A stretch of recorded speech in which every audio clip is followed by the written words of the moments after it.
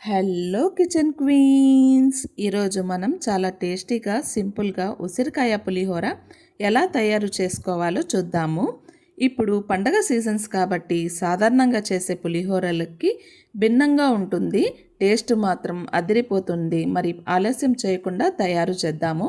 ముందుగా 5-6 ఉసిరికాయలని తీసుకొని శుభ్రంగా కడిగి ఇలా తురిమి పక్కన పెట్టుకోవాలి. ఉసిరికాయ పులిహోర తయారు చేసుకునేదానికి ముందుగా ఒక పొడిని రెడీ చేసుకుందాము. కడాయి పెట్టి అందులో కొద్దిగా ఆయిల్ని వేసుకుంటున్నాను. ఆయిల్ వేడైన తర్వాత 2 టేబుల్ స్పూన్ పోపు దినుసుల్ని వేసుకుంటున్నాను. ఇందులోని 1 టేబుల్ స్పూన్ ఆవాలు, 1 కప్పు పల్లీలని వేసి బాగా ఫ్రై చేసుకోవాలి.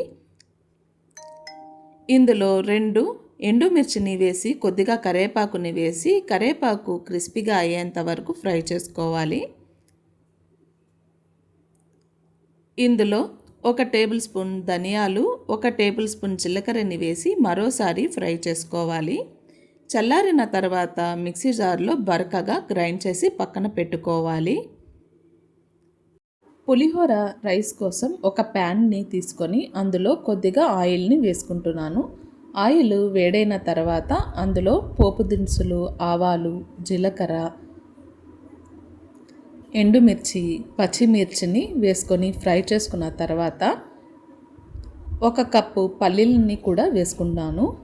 ఇప్పుడు ఇందులో ఒక 10 కాజుల్ని వేసి బాగా వేయించుకోవాలి. కాజు కొద్దిగా కలర్ చేంజ్ అయ్యేంత వరకు వేయించుకున్న తర్వాత కరివేపాకుని వేసి కొద్దిగా ఫ్రై చేసుకోవాలి.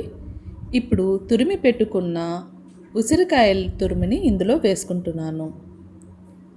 ఇప్పుడు ఇందులో కొద్దిగా పసుపు, సాల్ట్ని వేసి ఉసిరికాయలలో ఉండే వగరు మొత్తం తగ్గేంత వరకు ఫ్రై చేసుకోవాలి. ఫ్రై చేసుకున్న తర్వాత ముందుగానే తురిమి పెట్టుకున్న పచ్చి కొబ్బరి తురుముని వేసుకుంటున్నాను. కొబ్బరి తురుము వేసుకున్న తర్వాత లైట్గా ఫ్రై చేసుకుంటే సరిపోతుంది.